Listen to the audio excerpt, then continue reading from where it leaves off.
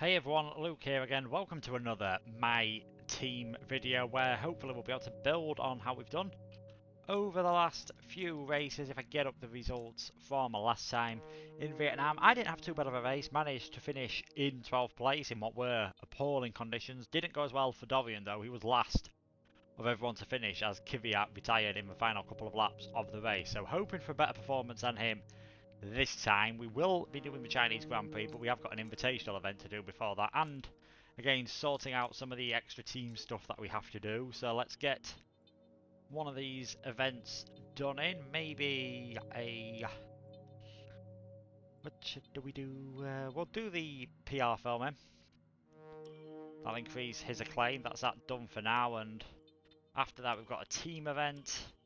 Do some promotional filming for myself. That fills up all them days. R&D wise, we have got some improvements to make. Unfortunately, we've had a failure with one of the aero ones, so if I get that done again, costs a bit cheaper now, and that's guaranteed to pass, and we'll be ready before China, which is always good. I won't have enough money to do anything else, which is a shame. See if we can improve any of the facilities. I think the chassis department is still the weakest area, for being perfectly honest, and can't really afford to do in any other areas, but unfortunately I don't think I can improve any of these.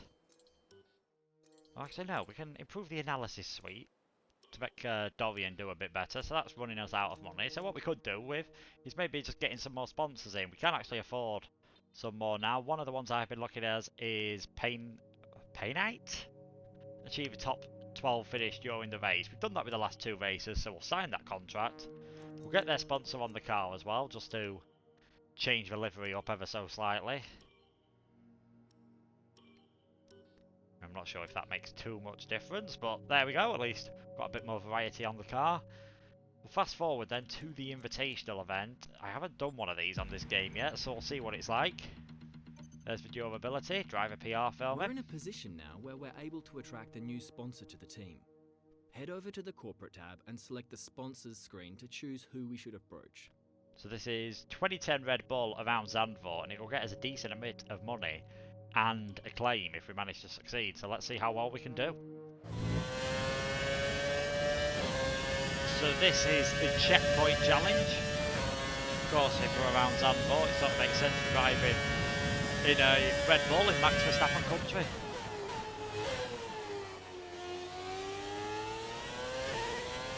I did this on one of my Twitch streams around this circuit and did not enjoy it whatsoever, so hopefully I'll do a bit better this time and I can get near the target.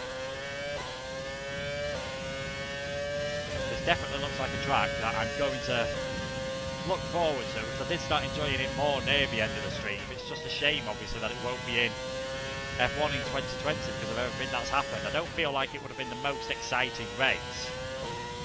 Qualifying would have definitely been one to watch. And also with all the fans being there, it would have been quite a good circuit to go around.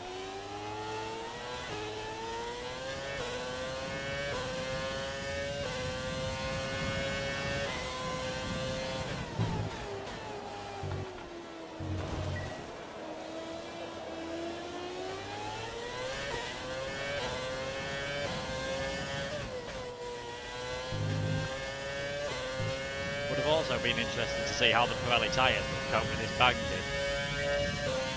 Because I wouldn't have surprised me if we'd have had another Indianapolis 05 on our hands where the tyres were not moving too well with the pressures that we put on. So in the end, that was a pretty comfortable pass for us. An extra mile than what we were asked to do, so that's an extra bit of money, some acclaim as well, which improves your resource points, improves what sponsors you can get as well, so that just brings more money in. So I think I really need to start working on getting that acclaim up to just get a bit more money for the team. But next up we'll have China. Chinese Grand Prix. It's a track I usually enjoy, to be perfectly honest. I know quite a few people don't enjoy it, but I think it's quite a fun track to drive around. So yeah, hopefully after practice we'll be in a good place with the practice programs and the resource points, and that'll put us in a good position for qualifying. Firstly though, I'm going to see if now I can afford any more upgrades maybe to the car. So practice is complete here at China. Managed to get all the practice programs done. That means we've got plenty of resource points to improve our car once again. So the chassis side is going to be made better, so that'll be better after the Dutch Grand Prix hopefully, and we've still got enough as well to make some aero improvements on the front wing as well, and looks like they all cost the same, so might as well go for that one actually on the rear wing. That'll be finished after Spain, so just in time for Monaco, and that is really when you could do with an extra bit of downforce in the car. Now though it's time for qualifying, let's try and make sure I can beat Kimi Räikkönen and get a fairly decent position on the grid.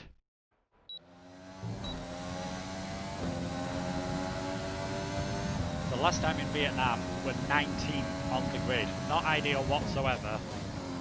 Again, need to make sure I'm ahead of both Williams and my teammate, maybe even the Haas cars and Kimi Räikkönen as well, so top 15 would be nice.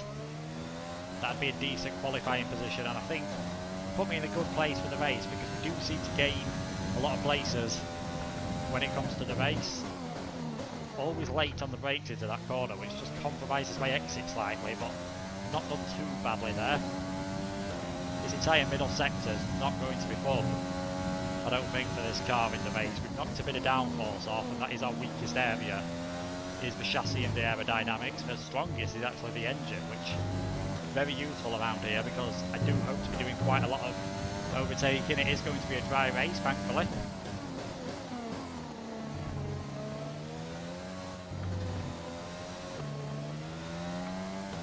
Just got a bit of a twitch on there. That's going to cost me a bit of straight line speed down this long straight. This is where most of the overtaking is going to be done in the race, when you get that DRS open, flat on the rear wing, cutting off the drag, giving you that extra bit of straight line speed. Could be very crucial in the race to try and stay close to the car ahead, and also need to be careful that we don't get overtaken by others that are using it. But it's been a fairly decent lap so far, coming around the final corner, running a bit wide over that curve, but still by far our best qualifying of the season. With a lead that is good enough for 12th position, so yeah, very happy with how that's gone. Just wait and see what the rest of the grid is looking like. With qualifying finished, it's time to remind ourselves of our top three: Hamilton, Bottas and Sebastian Vettel. With qualifying complete, all that remains is the main event. We'll be live and uninterrupted for the Grand Prix tomorrow, so make sure you join us then. No surprise to see Mercedes at the top, but yeah, 12th position, just outside the top 10, so that does mean I still get free choice of tyres. And yeah, Dorian, he's faster than everyone but the Williams. I do feel when it gets to contract renewal time, I might try and get someone a bit quicker in. See if I've got a bit more money to spend on a better driver, but at the moment I do seem to be spending it all on the car. There we go, did better than Räikkönen, so let's see how the race goes, of course.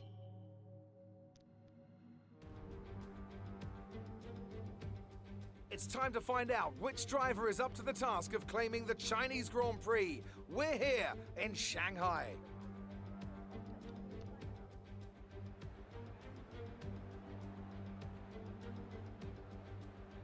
We start a lap here at Shanghai with the long, difficult right-handers of turns 1 and 2, the first of 16 corners that make up this 3.3-mile circuit. The incredibly long back straight provides the best passing opportunity of the lap, with speeds in excess of 200 miles per hour before the braking zone of turn 14.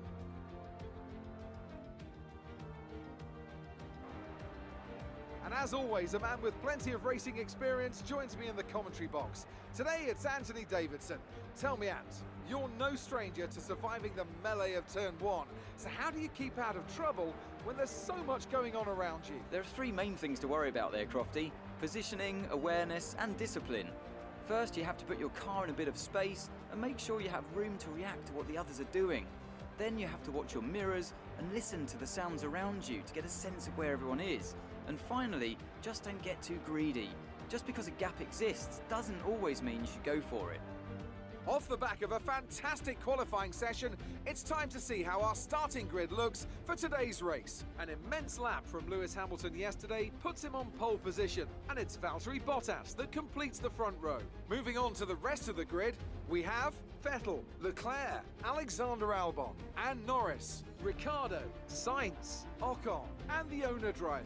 Stroll, Kvyat, Max Verstappen, they've taken a grid penalty. And Gasly, Raikkonen, Magnussen, Roman Grosjean, and Antonio Giovinazzi, Perez, Boccolacci, Russell, and Nicholas Latifi. Which of these talented drivers will come out on top today? So, 12th in qualifying has actually turned out to be pretty useful because, as you saw there, Verstappen and Perez both have a 10-place grid penalty, putting them way down the order, 13th and 19th respectively. They'll both have to start on the tyres that they qualified on, which will have been the softs. So while I'd expect Verstappen to be able to work his way up through the field fairly straightforward, it might be a bit more difficult for Perez. I'm not sure he's going to have that pace difference to some of the other cars ahead of him. So we'll actually be starting 10th Let's try and bring on some grid. points home today. Jeff said we want to try and get some points here. Going for the one-stop strategy there, medium to the hard tyre. We had a fairly good start in the last race at Vietnam. That is how we managed to gain so many places on the first lap. If we do the same here, get ahead of some of the soft runners, we might be able to keep them behind us. And if they're doing a two-stop strategy, that would definitely compromise their race and put us in a good position. So let's get this started. 28 laps then of the Chinese Grand Prix.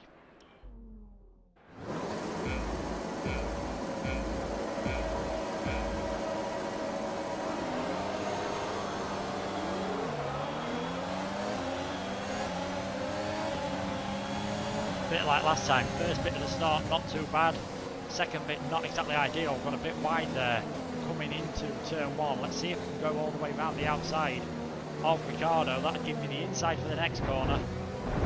Bit of wheel tapping and there's someone on the outside of him there, not sure if any debris blew up. Verstappen seems to have had a fantastic start, I must say. Down in 13th on the grid.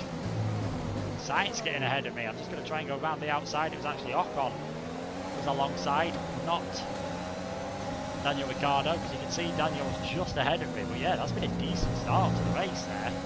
As I said, I wanted to get ahead of some of these guys on the soft tyres, ahead of Sainz, obviously, so the longer I can keep him behind, the better for me. He'll just destroy his tyres, and if he's starting on the soft, we're looking good so far. I'd imagine he's going for a two-stop strategy, so he could really do with being in free air, so he doesn't want to get stuck behind me. Might be a bit more difficult to keep these guys behind once the DRS zone is active in a couple of laps time. But yeah, again, decent start. I seem to be much better at starting on this game than I was on 2019. I think the AI are more human in a way, that they're not just absolutely superb at starting. But yeah, 8th position at the end of the first lap. Can't complain with that. In the points still. Let's try and carry on the good work for the rest of the race.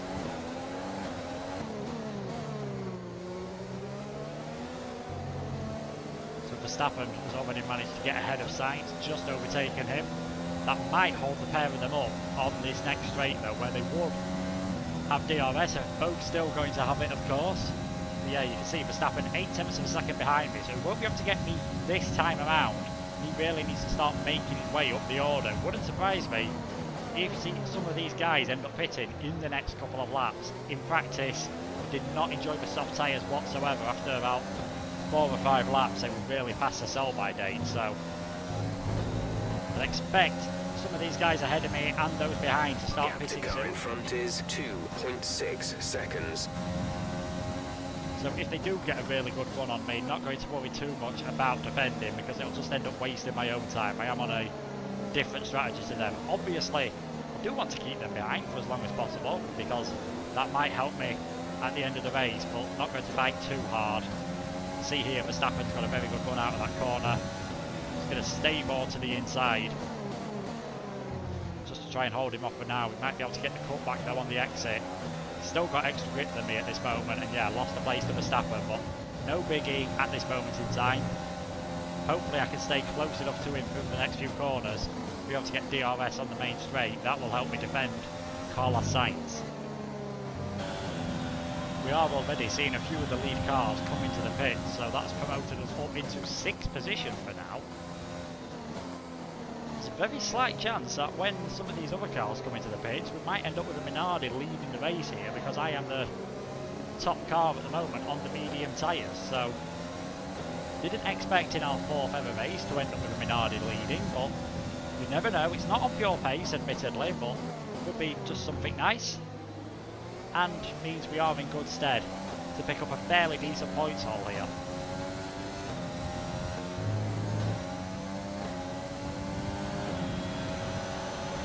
We're leading our teammate by 37.5 seconds.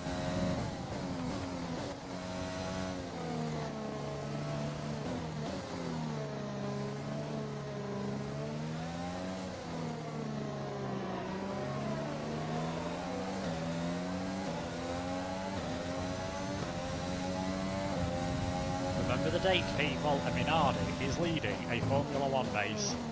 Might not be for too much longer because now that Sainz has pitted, Ocon has been released and he is looking a lot more racy. Might be a bit more interested in keeping him behind me as well, seeing as he's most probably on the same strategy as mine, and he will definitely be the quicker car at this point in the race, there's no doubt about it. They always seem to run wide around that corner and that allows him to close right up on me. He's going to be very close to the back of me coming down this straight, and I don't think there'll be too much I can do about it unless I get a much better exit around this corner, which I always seem to do. The AI seems to be a bit slow off of that banking. Yes, still holding him off for now.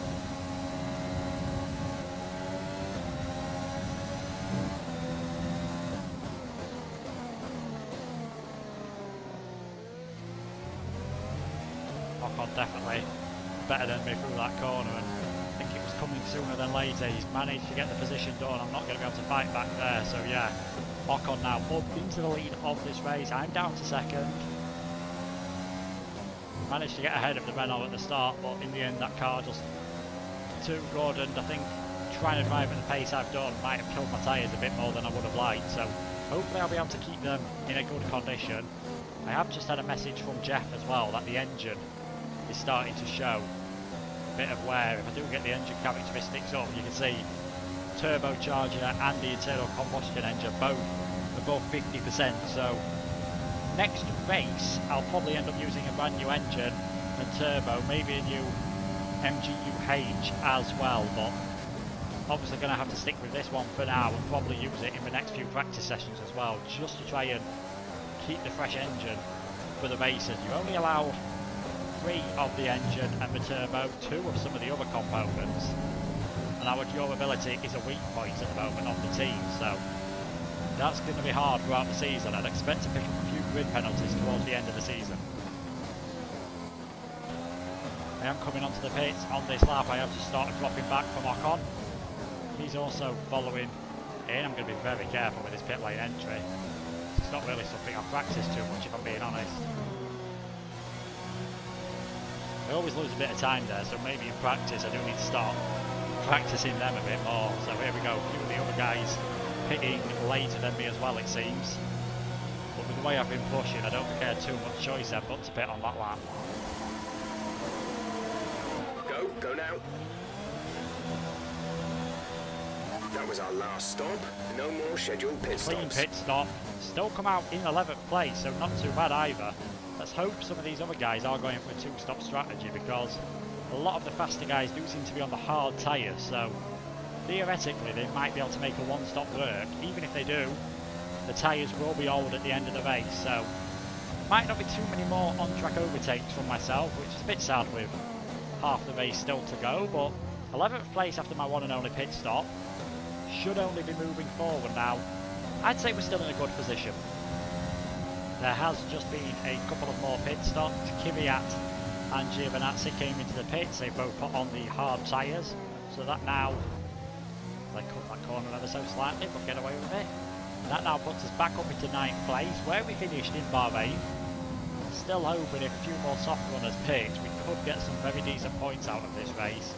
Don't want to speculate too much at this time, but we are looking good. I'm not doing too bad compared to Ocon as well. Would be nice if I could get within a second of him, just to maybe save a bit of fuel and DRS to use later on in the race, but it does seem to be faster through most of the corners than me, if I'm being honest, so keeping on his back is going to be a difficult task, but this could be a very lonely end to the race unless we do see a few more pit stops from the front runners. Even if they don't though, as I said, their tyres will be wearing pretty thin at the end. There won't be too much rubber or grip on them. As I say that, I've just seen one of the Ferraris come into the pits, so that says to me they are doing a two-stop strategy, which is good news for me if the McLaren, both McLarens, sorry, and Ricciardo go for that strategy as well.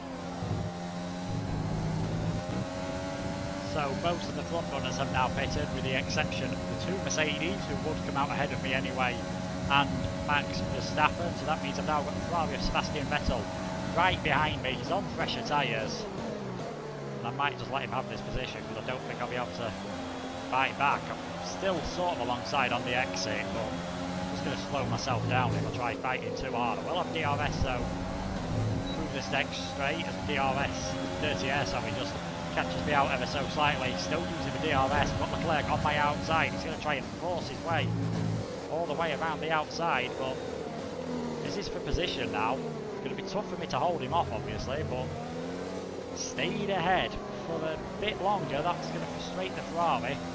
Should have much better traction though out of this corner, but I'm still able to defend. That's pretty good. Kvyat's in 8th. He's going to be holding up some of these other guys who have pitted. So I've run wide into that hairpin again. This is where I get jumped by quite a few cars. Has Leclerc got the traction to go all the way around the outside? No, he's not. So this is really holding him up without me being overly aggressive with my defence, if I'm being honest.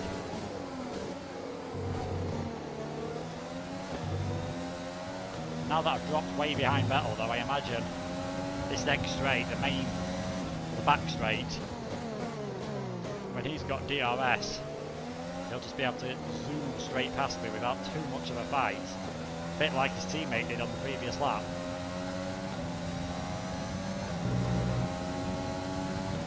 But I'm not even going to bother putting any DRS on because this is going to be so straightforward. He's going to get ahead a long way before we get to the corner. Just lift off a bit, brake later. That saves a bit of fuel, that lifting and coasting. Yeah, down to 7th position now. Come on, you can win that place back. Can I, Jack? Can I really win that place back?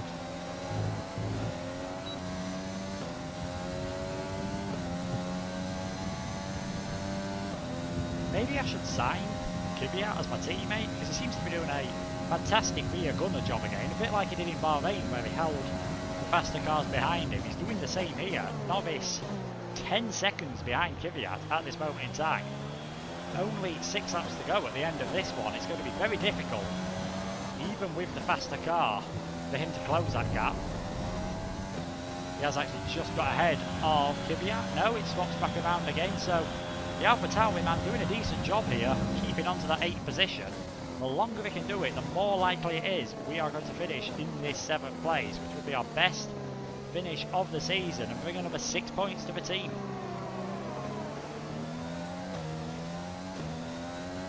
As I say that, he has actually been passed for real now by Novice, so might start getting caught up over the next few laps, but still 10.5 seconds, 6 laps to go.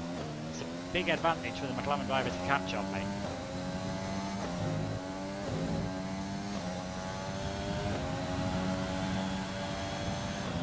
Now things might be starting to get a bit interesting with 3 laps to go. I'm no longer worried about the cars behind me. Norris 8.5 seconds down, but gained about half a second on that last lap on the Renault of Esteban Ocon, who's just been passed by both of the Ferrari drivers now, so no longer am I thinking about 7th place. I'm wondering if We're catching the car ahead, but be aware that these tyres need to last till the end of the race.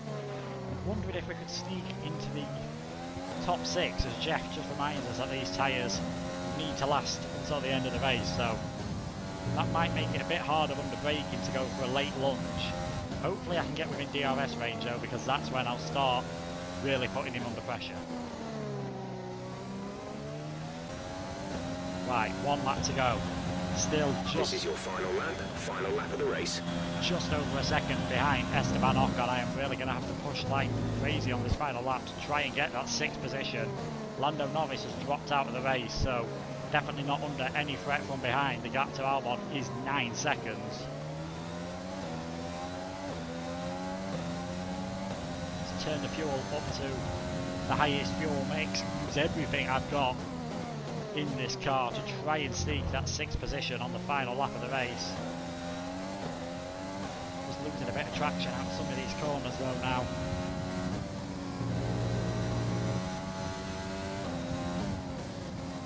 Probably just a bit too far behind I'm going to be by the end to do anything about this, but we've fought well in this race. 7th place, definitely a very good result. This is the thing, the AI loves the two-stop strategy. We're not going to be able to run in this engine mode much longer. We're about a lap over target. Drop down to mix too soon. Might as well go down because I am just too far behind at the moment, so save a bit of wear on the engine for the end of this race. As I was saying, the AI loves a two-stop strategy and it doesn't really work out for them most of the time. They do seem to struggle with overtaking some of the slower cars. That's what's helped us in this race. Albon, Ricciardo and Norris did make the way past the Alpha Tauris, but not quickly enough. Leclerc sets the fastest lap on the final lap of the race. Sebastian Vettel finished just ahead of him. Lewis Hamilton wins the race, and I get a very respectable 7th position. That's the end of the race. We'll see you in Parc Fermé.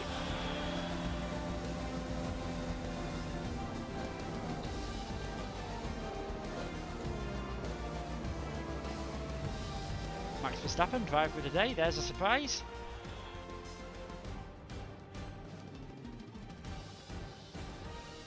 Skip past a few of these Toto Wolff celebrations because I'm sure I'll be seeing plenty of them on the game at various points. Mercedes the quickest car on the game as well as in real life at the moment. But yes, Mercedes 7th position. On top form once again after an excellent Hamilton race on the weekend. podium this time. It's Verstappen great to see them up on that podium once getting again. 3rd, and I think these guys all made the one-stop strategy work. So otherwise, if Verstappen had done 2 stops, might have been fairly close to him at the end of the race, I think. But yeah, 7th position, can't complain too much. I did beat my rival, Kimi Raikkonen, absolutely smashed him. Never mind beating him, we're going to go all the way up, halfway through level 10 here, I think. Let's see what effect this result has had on the drivers' standings. More points for Valtteri Bottas, further solidifying his lead at the top of the table. After an incredible day of racing, who was your driver of the day, Ant? Often my go-to would be a driver who's managed to pull off an especially impressive feat during the race. However, in this instance, I was more impressed by Max Verstappen's solid, clean driving throughout the event. It's time to see how things are shaping up in the Constructors' Championship. Mercedes move to the top of the table. Meanwhile, AlphaTauri's strong weekend allows them to continue their march up the table. It's been an absolutely wild weekend of Formula One action. I can't wait to see what's next. I'm fairly sure, Crofty, it's AlphaTauri, not AlphaTauri. They're not a political party, as far as I'm aware. I could be wrong, but yeah, we finished 7th. Boccolacci got ahead of Latifi, but that was it. He really needs to start showing some performances. We did do one more stop than Latifi, and Russell, Norris both retiring. What that does for the Drivers' Championship, we're still in 11th, but we built a bit of a gap now over Kvyat, and Minardi still in 6th position. The top 5 do still seem to be by far the quickest and breaking away. Racing Point, I expected more from them, to be honest, in this race. Maybe if Perez hadn't had that penalty, but you can see he only managed to sneak his way up from 19th to 13th. That is it then. That's another decent race done for us. I'm sure we'll now have Claire interviewing us, asking how we thought that went. Car just feels so much better. I do seem to do well around China. Great work out there today. Let's have your thoughts. Always have done on previous career modes that I've done on the old games. Through all that traffic today? I just pushed as hard as I could. Your team must be ecstatic with how you're performing. Glad I can live up to their expectations. That was a short interview. Well, that's everything. Go through the final bits then before we have to get ready for the Dutch Grand Prix. Was not expecting to be going into that race with 8 points in the championship, and I've been going through this series. I've been slowly putting the difficulty up just slightly every single time. I think I'm probably going to have to go up a tiny bit more. Team Acclaim, we're going to hit level 6 I think now. Yeah, there we go. Team Acclaim level 6. Decent amount of cash off both of our sponsors, an extra $295,000. Can't turn your nose up at that when you're trying to improve all the departments and improve your car ready for round 5 of the season. We've already seen what track it will be because I had a quick go earlier on in the Invitational event. It is Zandvoort. A very fast circuit indeed. That is going to be a very interesting indeed. See if we can keep the pace up. I will bump the performance, well, bump the difficulty up, sorry, another level. But there we go. We've also got a press interview to do next time, which should be fun indeed. But we've got our best finish of the season. 7th position. Came oh so close to finishing 6th as well. I think just ran out of a bit of tyre grip at the end of the race. Maybe if I'd have gone a lap longer in the first stint, who knows, but I was struggling with the mediums as well then. Thank you guys so much for watching. I really appreciate it. If you've got any feedback to leave, just leave it in the comments as well. And I'll see you shortly for round 5 of the season, the Dutch Grand Prix. Goodbye.